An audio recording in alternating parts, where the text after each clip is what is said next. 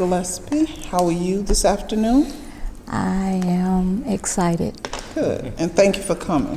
Thanks for having So me. the first question that we would ask you is, did you support the city both times it was presented? And if you did, why? And if you did not, why? Actually, I did not vote for the city of South Fulton to become a city because I had not received any information about the effort that was in progress. No information had been distributed in my subdivision where I presently live. My homeowner association did not make it a part of our conversation. It was not mailed to any of my family members, and there are many of us that live in the city. When we did receive the notifications about the new city of South Fulton being formed, it was maybe days before the actual election. And of course, as you know, there was negative propaganda that went out, as well as the information about voting for the city. The negative propaganda that came to the door said that the taxes was automatically going to have to go up. The positive propaganda that came to the House simply stated, vote for the city of South Fulton. So I really didn't have a lot of information, which was why I attended the meeting in November that LaDon James sponsored at the Cliftondale Church. After the election, I wanted to know exactly what was going on because I really didn't have any honest information about how we had actually gotten here. Okay, well, absent all of the information that you didn't have, how did you conclude that you wanted to be the mayor? I sat in the room that night at the Cliftondale Church. As I said, I originally came to the meeting because I've been working very, very hard in the last 6 years on a daily basis in other municipalities with their issues. So I felt after learning that we had now become a city, I want to be a responsible person and know what's going on and be a part of any positive outcome.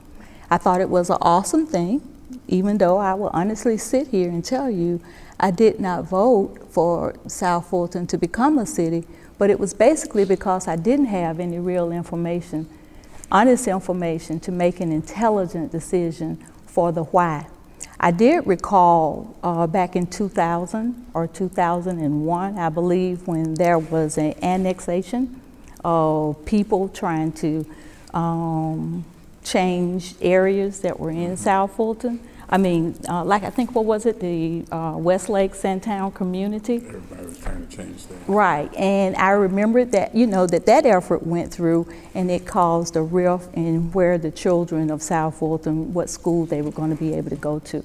So I came that night so that I could get honest answers. And what I learned is that now there was an opportunity for citizens to have a voice. And I've never not been a person that didn't want to have a voice. So it was for that reason, after listening to the information that you shared and that LaDon James shared, LaDon Jones shared, I felt that since I'm always saying I want to be supportive and I want to help, that this would be a cause and an opportunity based on my experience in the last 30 years. Let me ask you this, you know, what is the method, I guess, of if you didn't know about it, I'm just trying to understand the method of communication that you use, because I can say that I personally probably attended 40 or more meetings across all 7 districts. I know that they were that I've sent out. You know, now you don't live in my district, I don't think. What district do you, legislative district do you live in? I believe I'm in District 3. I'm in the Pittman Park subdivision. Okay, but I'm saying, Well, which Which one of you are state representatives? Which one of us represents I believe is, I'm not sure. What's your address? My address is 5720 Harrier Lane. Okay, well let me back up, because the only one that's not here is William Bodie, and she's representing William Bodie. Okay. So, who did you vote for in the state races? That way we know whose district you were in. I'm going to be really honest with you. Again, because of the lack of information that I had, I actually participated I might have definitely in that race, because the name Bodie didn't register with me that night when you guys introduced him to us. Okay. Usually I will identify or do a write-in if I'm able to on the ballot of someone that I know is a good person to add. I don't recall voting for any of us. I don't recall voting for a Bodie. Okay. I'm not going to say that I didn't vote for you, because of course you know I've known you for many years. Right, but you're not in my district. But I'm not in your district, and that's what I'm saying. I don't recall how that actually went on that ballot. Okay. Okay? So, given all of that, you know, what we're trying to get at with talking with all the mayoral candidates, it sounds to me, and I don't want to speak for you, so correct me if I'm wrong, it sounds like you made your decision to run for mayor maybe a month or two ago. Is that correct? I made my decision to run for mayor on the night that I saw you and LaDon James at Cliff Jones. Yeah. I don't know why I want to change her name. LaDon That was a couple months Jones ago. in November. It was in the month of November. Okay. So given that, you know, that took place then, how did you come up with a vision for the city going forward? Okay. Based on that lack of information that I had as a citizen, I felt that I wanted to be responsible for making sure that citizens knew what was going on in their community. I know, as I've been doing, I'm willing to do the door-to-door. I'm willing to get out and touch people in terms of making sure people have information about what's going on around them. But the most significant part of why I want to be mayor is that I do believe that every citizen should feel that their voice and their vote count. Okay. But we're shifting to the vision. Okay. You know, you want to be mayor, so now we're trying to understand, what is your vision for the city? Well, my vision for the city of South Fulton is that there is no opportunity or reason for any excuses, as I say on my flyer, only results. City of South Fulton, I see, having been here for 59 years, is a opportunity for growth. It is that opportunity to ensure that it is a safe place for the citizens. It is that opportunity to make sure services are provided for the citizens. And it is that opportunity to ensure that people who have made that investment in coming here won't be taxed out of their finances. So my vision is to establish, well, actually, let's clarify that. My vision is to ensure that as a citizen of South Fulton, just as it was when I was growing up, that every child, every adult, and all employees in the city are given an opportunity to be a part of it. And again, as I sat that night and I made my decision to want to move forward, I did not see the inclusiveness or feel it of the total community. And that's something I want to do. I want to make sure that we move forward in with that type of relationship. So first, I have to apologize because I'm concerned that you were not included in some way, shape, or form with the over 100 presentations that we had done over the last 3 years to inform the public about what's going on. And we had a website, we had the information was out there. With that being said, since November, when you made the decision that evening, have you now gotten more information about what has transpired and the reasoning behind becoming a city?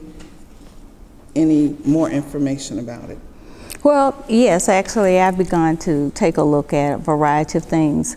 And again, there was this, after we did become a city, there has been this massive suggestion that this isn't a safe place to live. And that is just so to the contrary. I've learned that our police force, which should have as many as 300 officers, only has 150.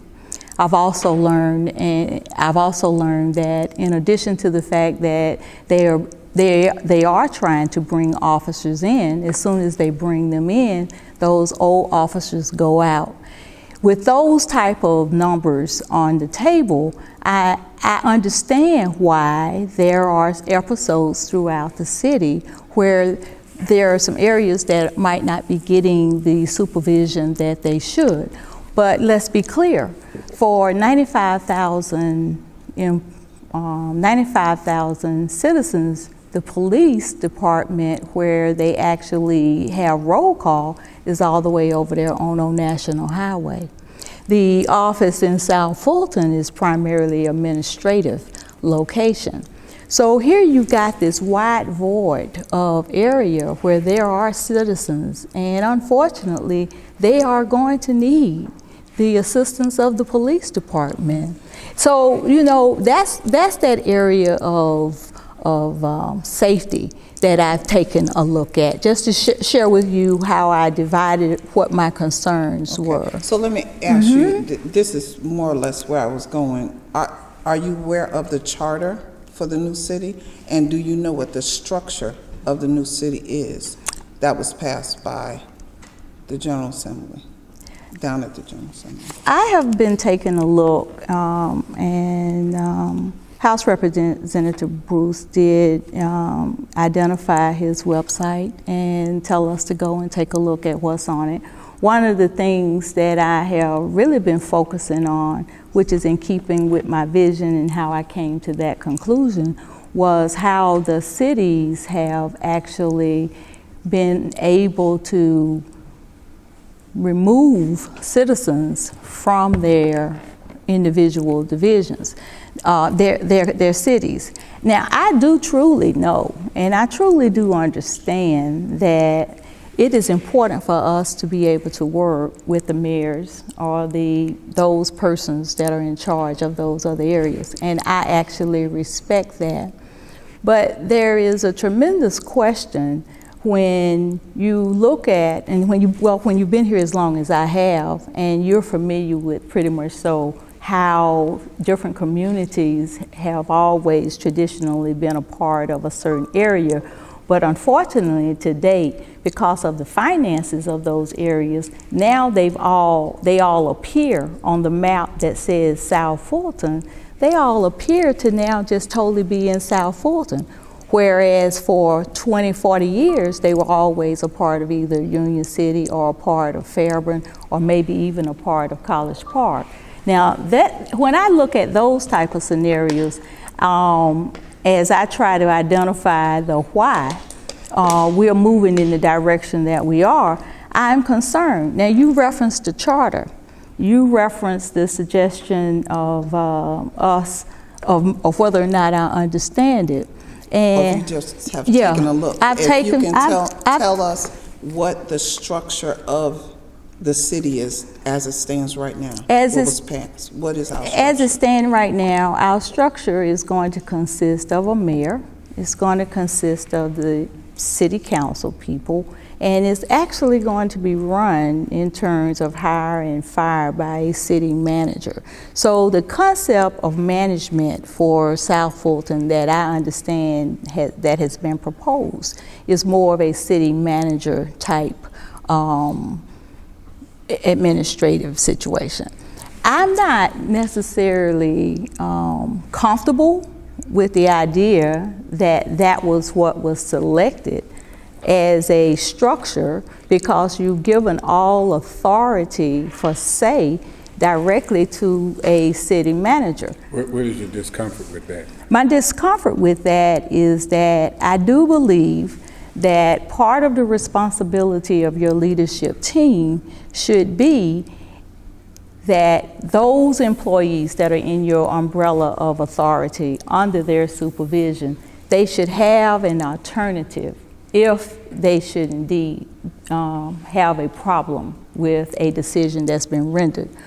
Given that much authority to a city manager, hire and fire, if that's the role that they're going to do, it's going to be imperative for the city to put some type of language in place that suggests that should the employees have a concern referencing the decision rendered by that person, someone at a higher level would be where they're going to be able to go.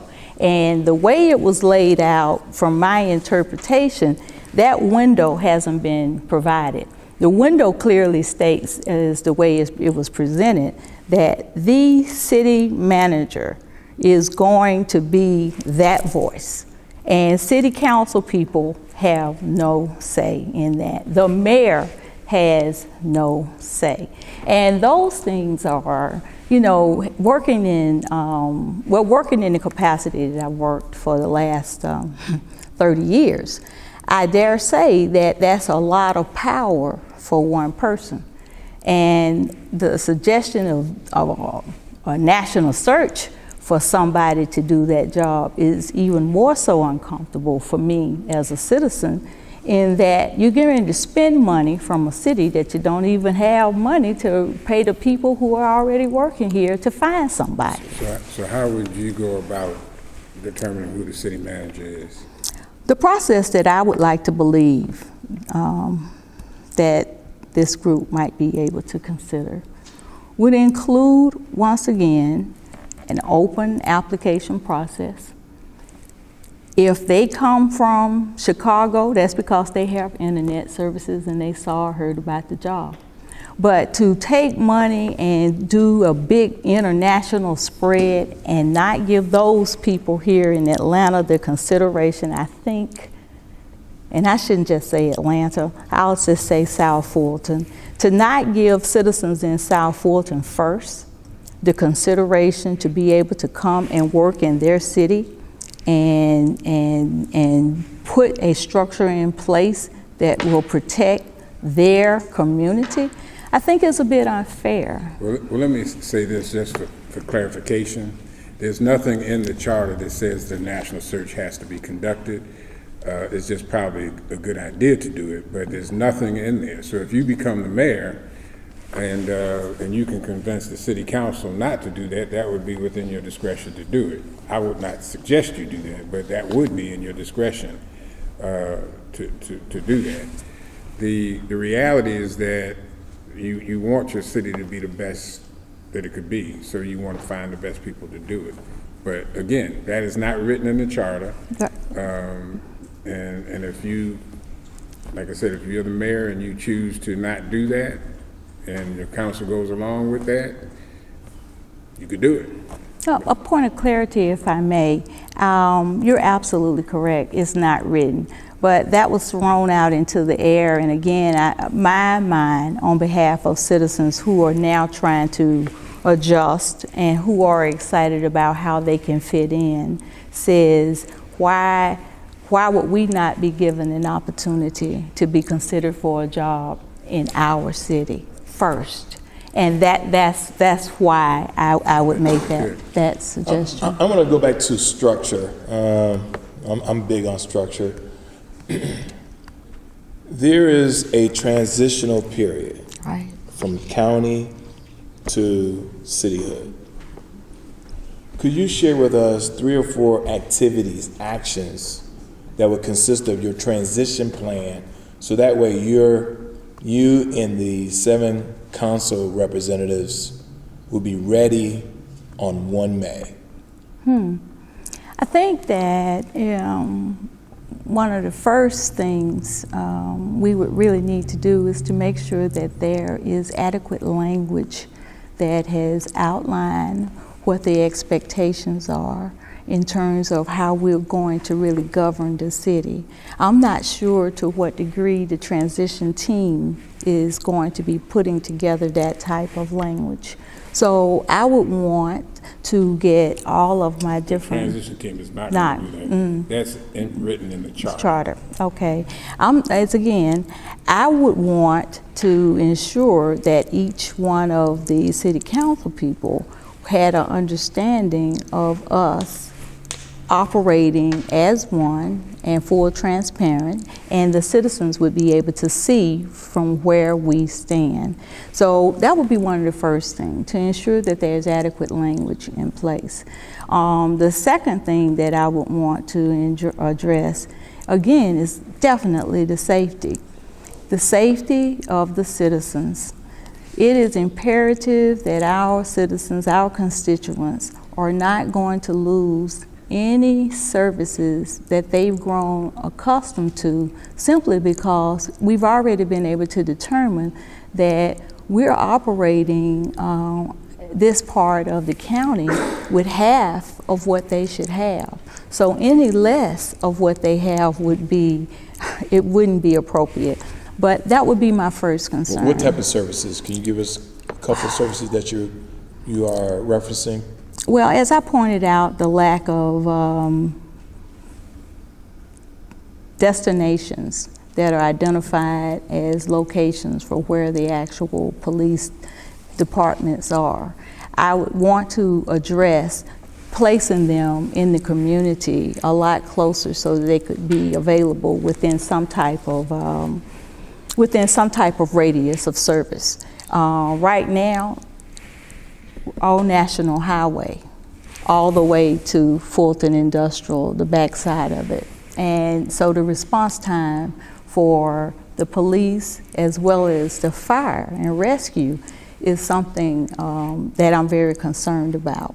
So I would want to implement those type of services and identify locations where we could give a clear time frame in keeping with what it should be for services for the citizens. The next thing that I would want to definitely address on that first day, that I deem it appropriate for the voice of the constituents to be heard and to be real. And I would want to implement a concept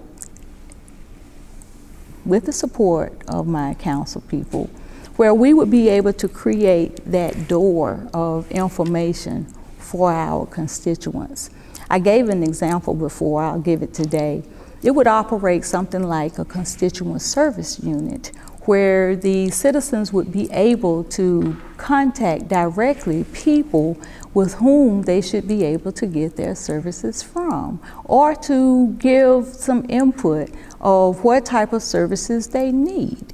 Right now, myself being an example, there's been a tremendous breakdown of communication with information that has gone out about different things. So I would want to make sure that we close the gap on that window and establish something like that so that that type of breakdown doesn't take place to that degree. I would want to bring my constituents on board if that's with technology, so I'm comfortable with that. You know, I had asked you earlier the way that you receive information.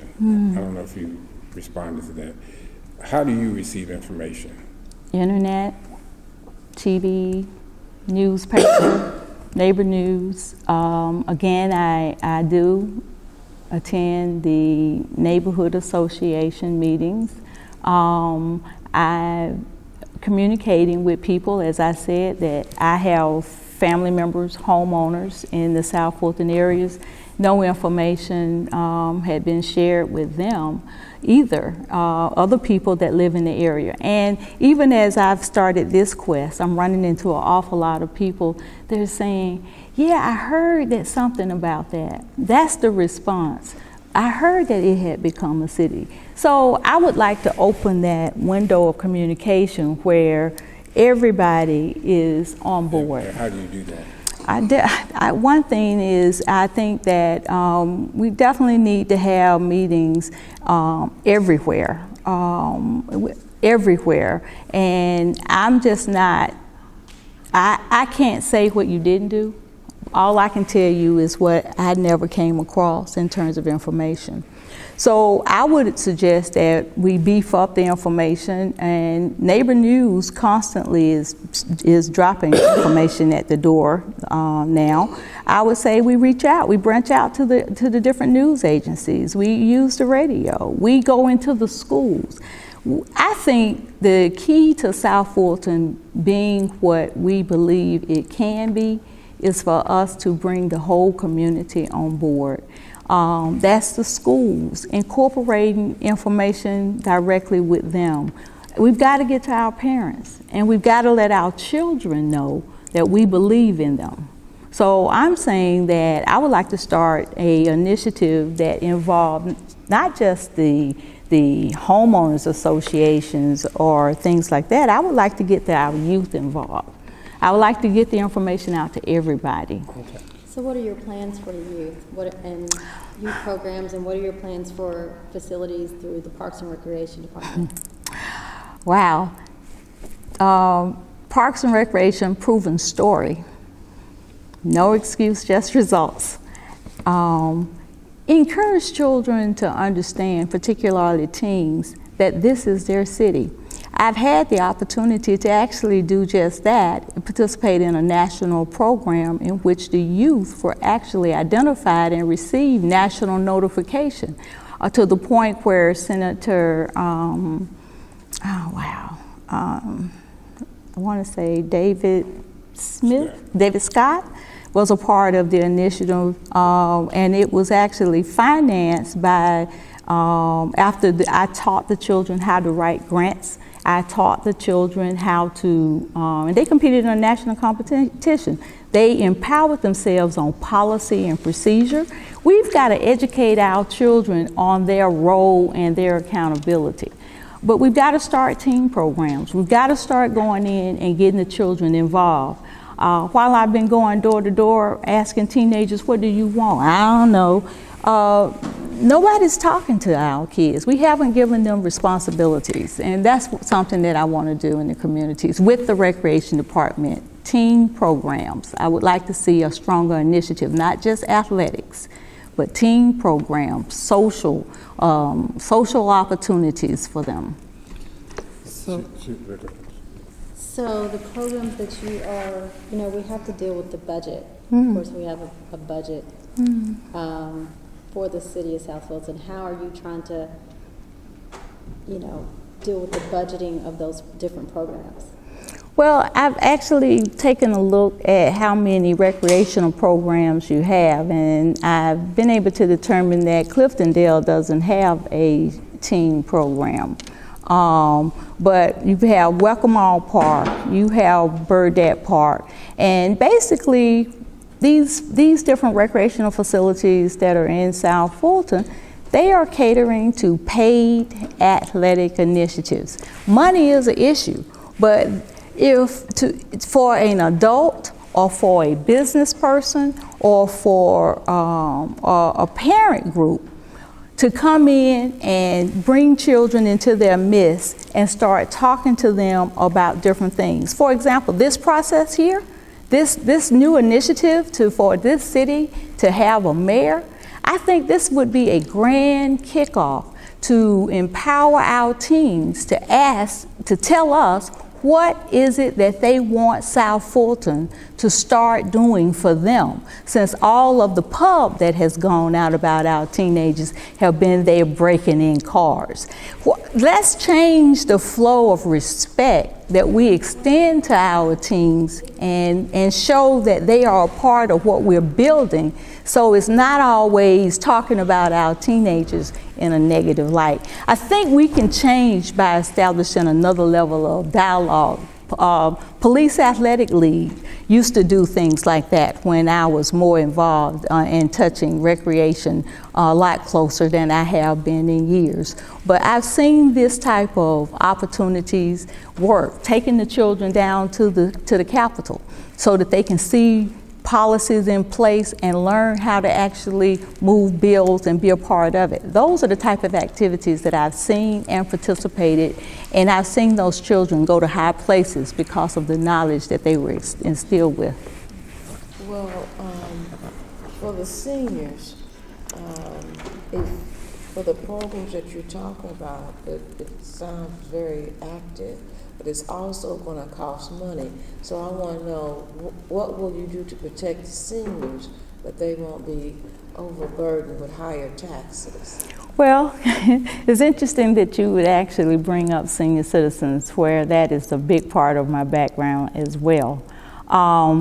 In an effort to make sure that the senior citizens are giving what they need, I learned from experience bringing politicians directly in the facility meant I didn't always have to provide transportation to get them to the places where the politicians were. Making sure that there were arts and craft activities provided within their structures, bringing in different groups to perform for them, where it was concerts, where it was church services. So we've got to start making sure that regardless of where our constituent is, we're willing to make things available to them. Yes, money is an issue.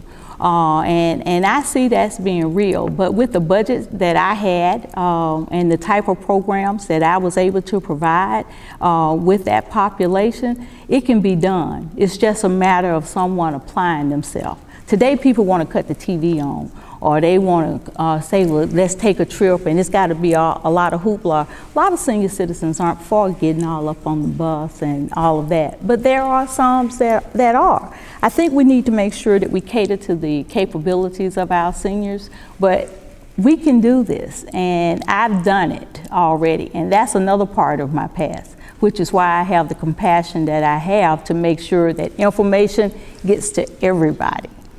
So since we are talking about the budget, you understand that we have been operating under a budget through the county commissions have for us in our area. And I want to know if you feel as though that budget is adequate enough to move forward into the new city. And also, do you feel as though you would outsource some of the services if necessary? Well,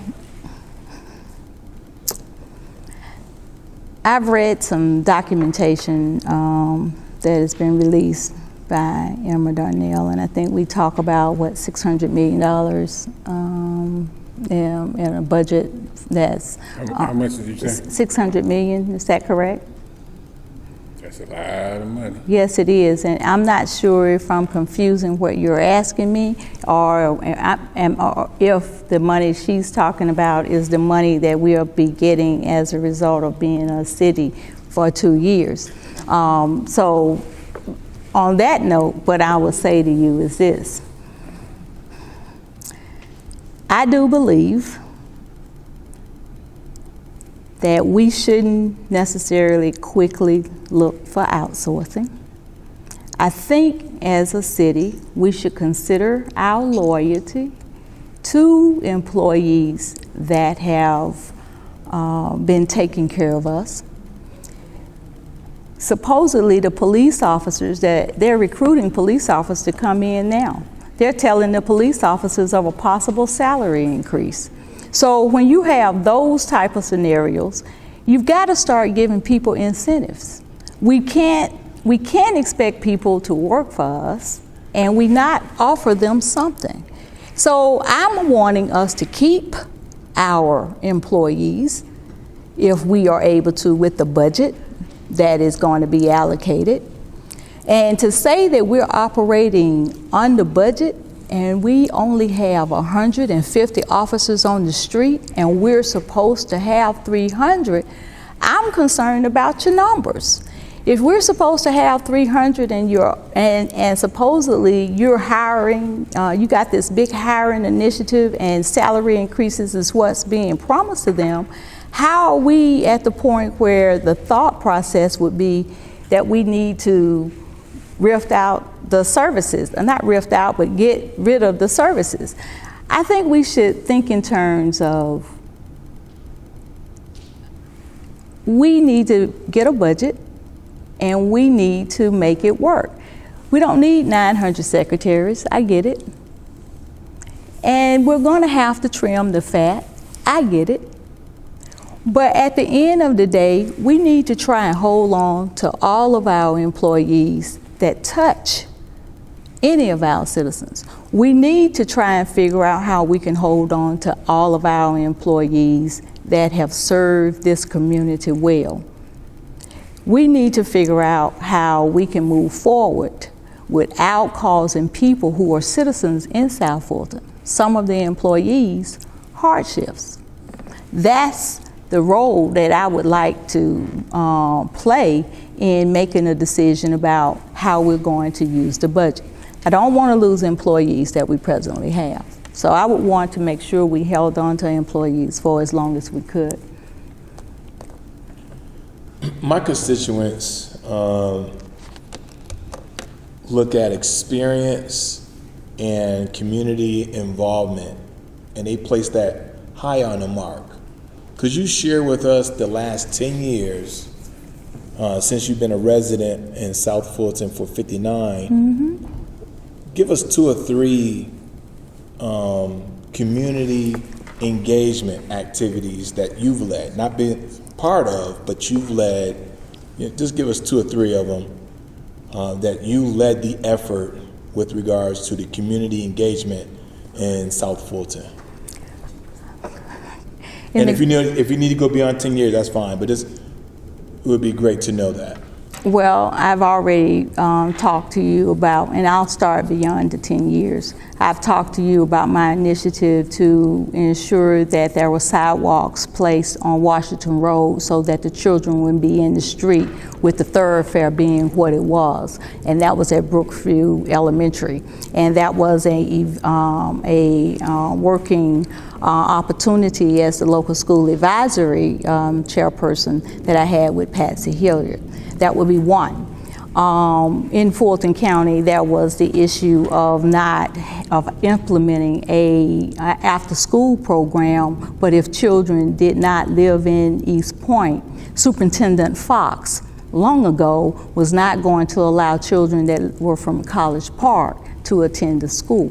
And as a leader of the local school advisory program at Brookview, I had to make sure that he understood that that's a public building. Those were public dollars, and he didn't have the authority to exclude any child from any service that was going to be implemented within that building. So as a result of the push that I led on that particular issue, as well against the Fulton County school superintendent, all children were able that attended Brookview Elementary School to participate in that event. Now, the initiatives as we start moving forward will include the significance of school systems, particularly Fulton County, in offering an equitable experience. House Representative Bruce, as I was looking over my documents, was the person that invited the Secretary of State, Kathy Cox, to Westlake High School.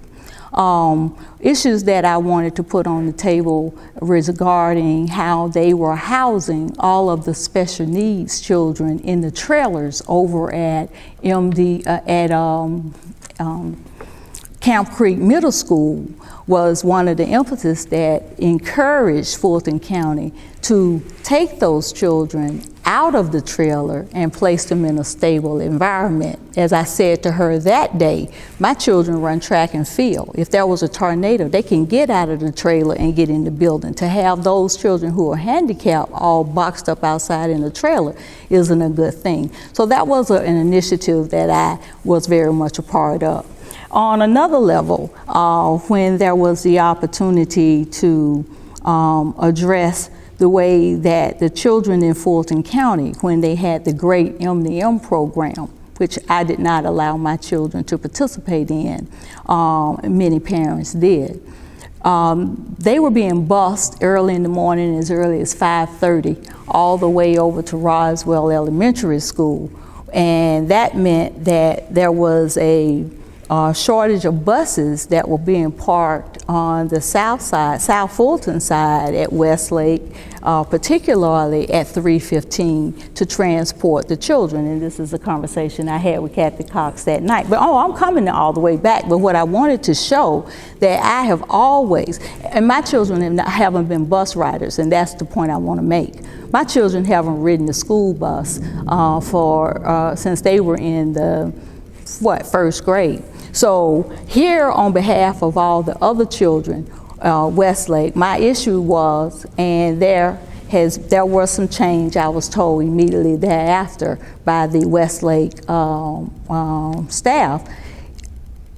They would have 35 buses to pick the kids up from Westlake. At Roswell, they had 65. Westlake children were on a staggered pickup program. We're going to kind of cut, because you're going into the school stuff, and we want to stick to the city. Well, this is what I want to say, because I heard the comment that was made the other night about we really don't have anything to do with the schools. And I take great concern with that, because the children that are going in the schools are the citizens of our city. And the homeowners are going to be required to pay taxes for the schools. But they pay those taxes to the school system. I'm understanding that. As a mayor, I would want to make sure that we let the school system know that we want them to respect our kids and they get the things they need. But if you would just allow me to just close that other comment out. They saw that that was not an equitable distribution of the bus transportation, and they handled that. I can fast forward now, you said 10 years. I have been heavily involved in the warehouse district, the land grabbing that was taking place regarding the annexing single-family dwelling property and changing it over to industrial property because of the warehouses that all wanted to come all up Roosevelt Highway and the city of College Park and those things.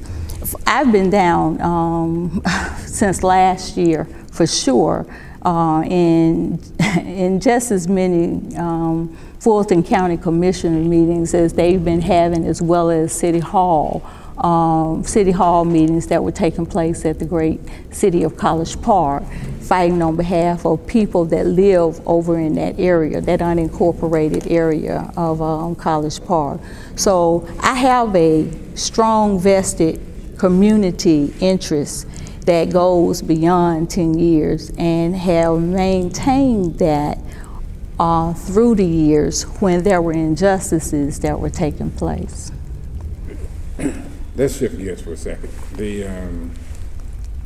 If I say New York City to you, does that bring some kind of an image to mind? Or if I say Los Angeles, does that bring an image to mind? Well, those are large cities. Any other images? What would you say New York is known for? The Empire State Building. Okay. Okay. And anyway, you have all of these cities that are known for something. If you go there, and if you are somewhere else and they say City of South Fulton, what is it that you would like to come to that person's mind that you're talking to? What is the image that you want them to have? The same image that has brought everybody here already. We had several people stood up saying they were wanting to run for mayor. I've been here 3 years. I'm from Chicago. I'm from Philly. I'm from New York. South Fulton has been and is still a very beautiful city. The people are moving here and have always come here because of what we offer. The landscape, the access directly to the interstate. There are major thoroughfares that are in this community, which is all a part of that pillar of growth that I think South Fulton brings to the table as a diamond in the rough. This is a place that is centrally located. You've got all of the major cities all around you. The only problem with that is that we don't have anything of our own as a financial revenue to defer the costs. how do you plan to bring financial growth? Like, how do you plan to attract businesses to our community? How do you plan to bring that financial growth that you speak about? I believe that if you build, they will come. And with that concept, I think we need to establish a model for our city of services that, one, will accommodate our constituents, which will make it a even more inviting atmosphere. If you've got decent grocery stores, if you've got decent, adequate security by way of the police department that can get to you in a timely manner.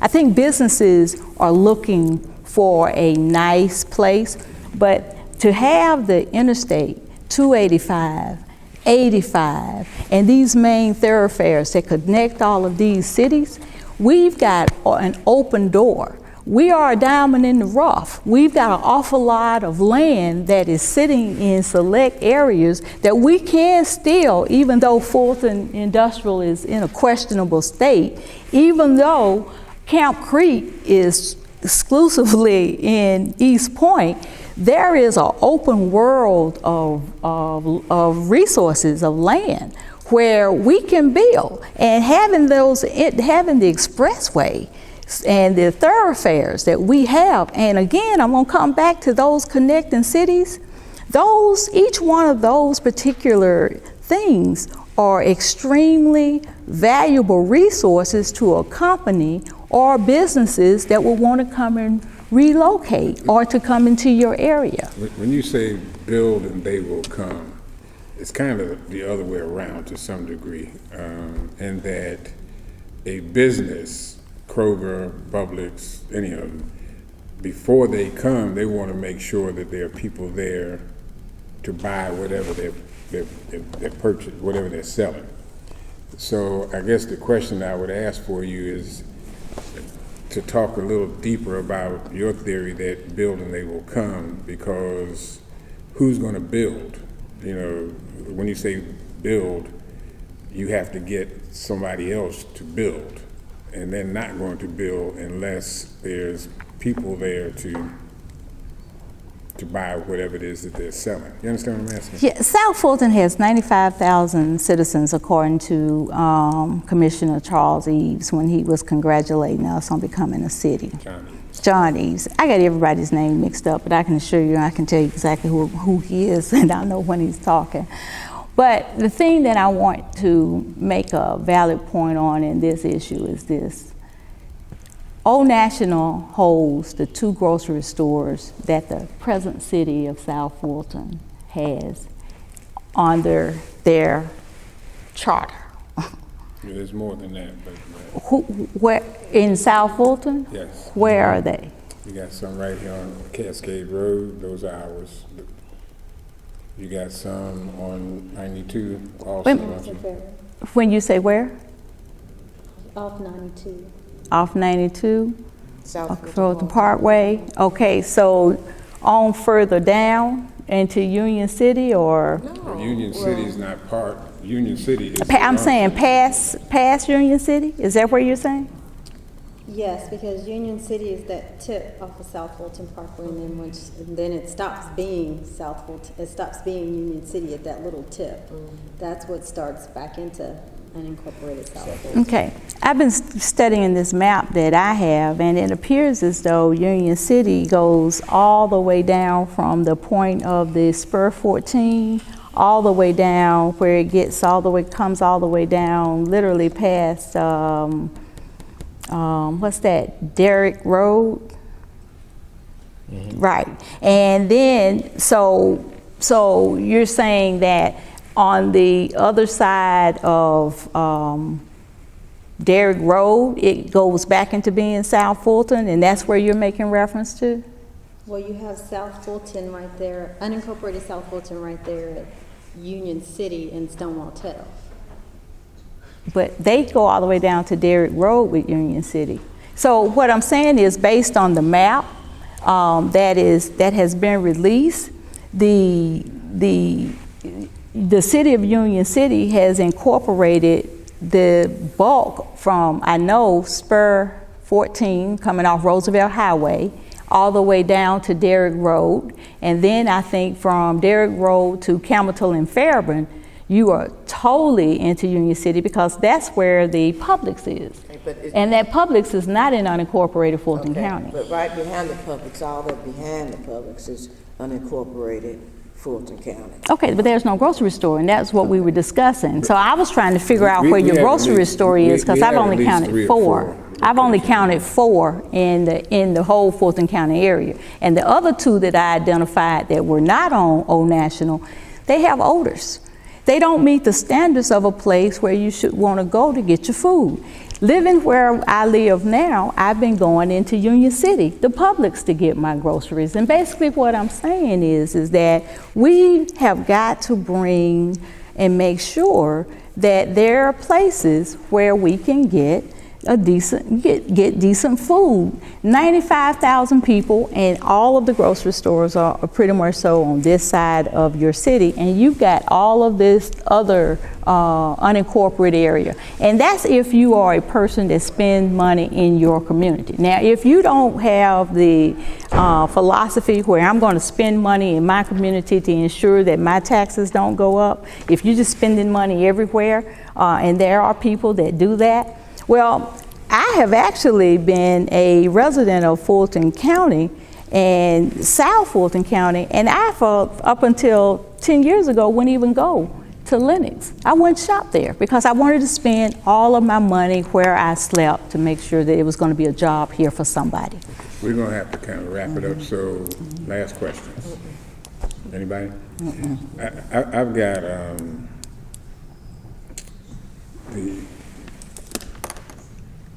at this particular point, what we wanted to do was, I'm assuming that when you came in, since we didn't know what questions we were going to ask, you didn't know what questions were going to be asked, that there was something that you wanted us to ask so that you would be able to kind of get it out. Was there such a question that we did not ask you that you wanted us to talk about? No, actually, you asked the questions that I wanted you to honestly ask. Okay. And I really appreciate you asking me the question I really wanted you to ask as the very first question.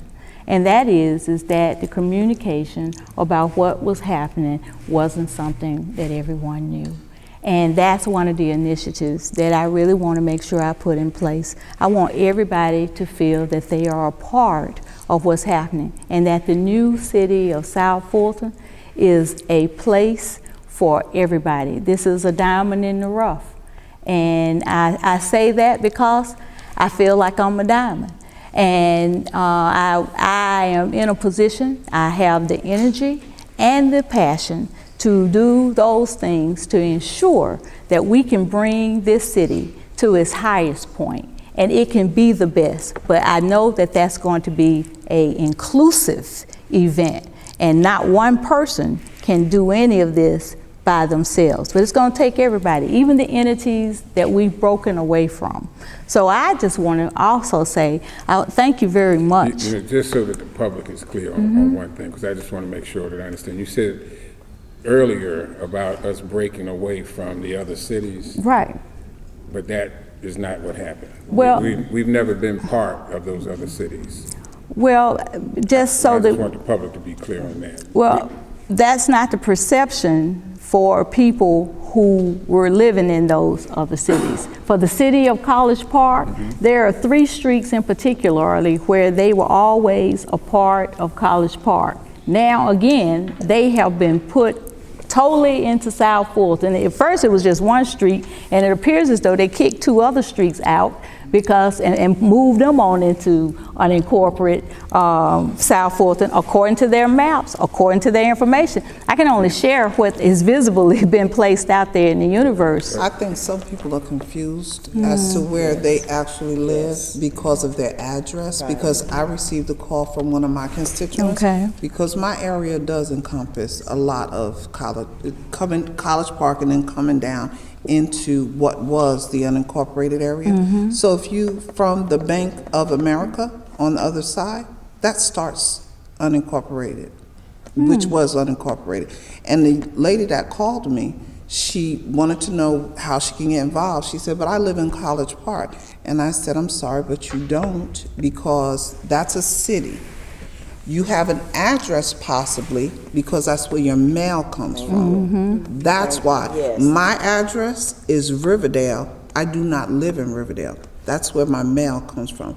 That's why people are confused. And I just want to say, going door to door, a lot of people are. And just for as a point of clarity, the map, and there are a lot of maps out there, and the map particularly that I've been referring to, it doesn't go that deep into College Park to identify it as that other land being unincorporated. It only goes like 4 or 5 back streets. The only reason I'm bringing it up is because I don't want people to be confused. They were never getting any services at all from any of those cities. None of their services came from those Nothing. cities. I can guarantee you. Well, I've represented all of that area. well, I just, for people who have always lived out in that area, the city of College Park has, on one particular street, they have been in that area. I understand. You see, that, do you but see I what I'm saying? represented that area for the last 93 until they changed it. I represented that area. Okay. Okay? So, no, that has never been the city of College Park. Well, They had a post office box that was down by on Flat Shoals, and all of that was called College Park, and they put it on Godby, and that's called College Park, but it has never been the actual city of College Park. there is a sign on Roosevelt That's Highway. all right, I don't care what No, the I'm signs just are, saying- but I'm just saying, it's never been. Well- That's on Roosevelt Highway, there's also, should be a sign saying Red Oak too. Well, But it's not even in College. On Roosevelt- Red Oak is not part of College Park. Well, I don't have a problem with that aspect, but as you've just stated, and I'm glad you're clarifying it here so that people can see. For example, there is a sign that's erected right now by Spur 14, and it says the city of College Park. And so I get it. I get what you're saying.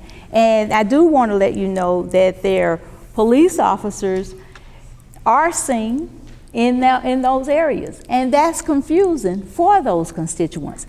And again, what I really want to do is, I just About want to safety. So they work, our officers work where they need to work. And knowing Jack and all of them all these years, we have always tried to do what is right for the citizens. But I'm telling you, Well, it's not the city. for the sake of clarity, It doesn't go Gwen, up that far.